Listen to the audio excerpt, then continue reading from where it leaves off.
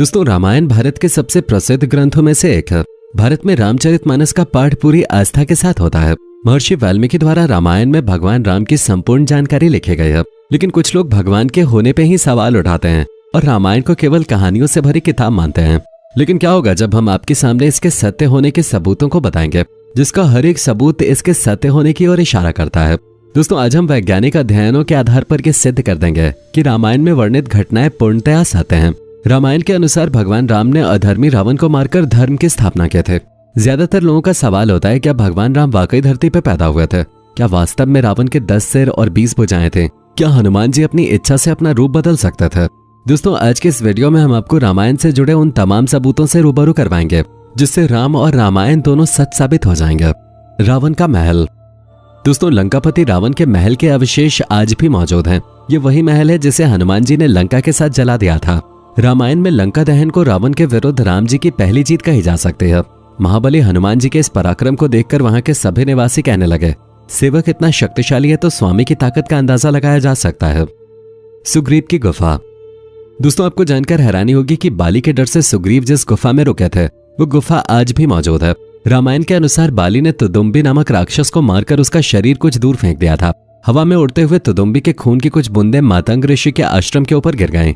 ऋषि ने अपने तप के बल पर यह जान लिया कि यह किसकी हरकत है। फिर क्रोधित ऋषि ने बाली को शाप दिया कि वो कभी भी ऋषि के पर्वत के क्षेत्र में आएगा तो उसकी मृत्यु हो जाएगी।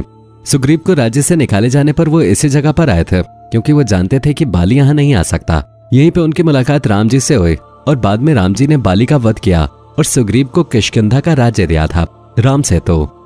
दोस्तों, राम सेतु को एडम्स ब्रिज भी कहा जाता है। ये चूना पत्थर से बनी श्रृंखला है।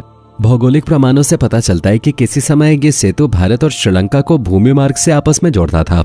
ये पुल करीब 30 किलोमीटर लंबा माना जाता है। 15वीं शताब्दी तक ये पैदल पार करने लायक था, लेकिन एक चक्रवात के कारण ये पुल अपने पूर्ण स्वरूप में नहीं रहा। राम सेतु एक बार फिर सुर्खियों में तब आया जब नासा के उपग्रह द्वारा लिए गए फोटो मीडिया में सुर्खियां बने थे। समुद्र पर बने सेतु को राम जी की दूसरी विजय कहा जा सकता है क्योंकि रावण को विराट समुद्र की तरफ से किसी से कोई खास खतरा नहीं था। अब तो दोस्तों, इस पर एक फिल्म भी बन रही है। पानी में तैरने वाले पत्थर। दोस्तों, राम सेतु पुल के पत्थर पानी पर तैरते थे। सुनामी के बाद रामेश्वरम के उन पत्थरों में से कुछ जमीन पर आ गए थे। शोधकर्ताओं ने जब उन्हें दोबारा पानी में फेंका तो वो तैर रहे थे, जबकि दूसरे पत्थर पानी में डूब जाते थे। आपकी जानकारी के लिए बता दूं कि नल और नील की उपस्थिति में वानर सेना ने 5 दिन में 30 किलोमीटर लंबा और 3 किलोमीटर चौड़ा पुल तैयार किया था। रामेश्वरम में आई सुनामी के दौरान ये पत्थर दिखाई दिए थे। आज भी कई साधु संतों के पास इस तरह के पत्थर हैं। लंका जलने का अवशेष। दोस्तों, रामायण के अनुसार हनुमान जी ने समस्त लंका को आग लगा दी थी, जिसके प्रमाण उस जगह से मिलते हैं। जलने के बाद वहां की मिट्टी काली हो गई थी, जबकि उसके आसपास की मिट्टी का रंग वैसा ही है। रामायण कालीन हवाई अड्डे। दोस्तों, श्रीलंका की रामायण अनुसंधान टीम ने रावण के रामायण काल के 4 हवाई अड्डे खोजने का दावा किया है। पिछले 9 वर्षों से ये कमेटी श्रीलंका के कोने कोने की छानबीन कर रहे थे। यहाँ उन्हें कई जानकारी और अवशेष मिले, परंतु पिछले 4 सालों में लंका के दुर्गम स्थानों की खोज के दौरान रावण के 4 हवाई अड्डे हाथ लगे। कमेटी के अध्यक्ष अशोक केंट का कहना है, रामायण की लंका वास्तव में श्रीलंका ही है। यहाँ उसानगोडा, गुरुलुपोथा, तूतुपोला कंदा और वारियापोला नामक 4 हवाई अड्डे मिले हैं। अशोक वाटिका। दोस्तों, अशोक वाटिका आज भी लंका में स्थित है, जहाँ रावण ने सीता माता को हरण करने के पश्चात कैद कर रखा था। ऐसा माना जाता है कि एलिया पर्वत की एक गुफा में सीता माता को रखा गया था, जिसे सीता एलिया नाम से जाना जाता है। यहाँ सीता माता का एक मंदिर भी है जिसे विरांगटोक कहते हैं, जो वही आंगना से 10 किलोमीटर दूर है। यहीं पर सीता जी का अपहरण कर पुष्पक विमान को उतारा गया था। जहां सीता माता को ले जाया गया उस जगह का नाम गुरुलपोटा है, जिसे अब सीतो कोटुआ के नाम से भी जाना जाता है। संजीवनी बूटी पहाड़। दोस्तों, आप सभी संजीवनी बूटी के बारे में तो जानते ही होंगे। जब लक्ष्मण जी को शक्ति बाण लगा था तो इसी बूटी से उनके प्राण वापस आए थे।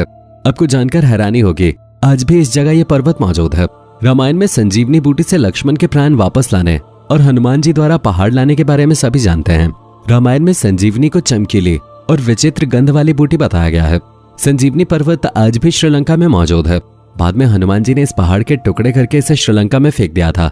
जहां जहां इस पहाड़ के टुकड़े गिरे वहां के पेड़ पौधे और जड़ी बूटी बाकी जगहों से अलग होते हैं। हनुमान जी के पैरों के निशान। दोस्तों, दुनिया भर में ऐसे कई स्थान हैं जहां पर किसी बड़े जीव के पैरों के निशान मिले हैं। लोगों का मानना है कि ये पैरों के निशान हनुमान जी के हैं। बहुत सारे पैर के निशानों के अध्ययन करके वैज्ञानिकों ने इस बात की पुष्टि की है कि ये चिन्ह रामायण कालीन है। श्रीलंका में हनुमान पद चिन्ह। दोस्तों, हनुमान जी ने जब सीता जी की खोज के लिए समुद्र पार किया था तो उन्होंने विशाल रूप धारण किया था। फिर वो आकाश मार्ग से समुद्र पार करके श्रीलंका पहुंच गए थे। ऐसा कहा जाता है कि जहां उन्होंने पहले कदम रखे वहां उनके पैरों के निशान बन गए।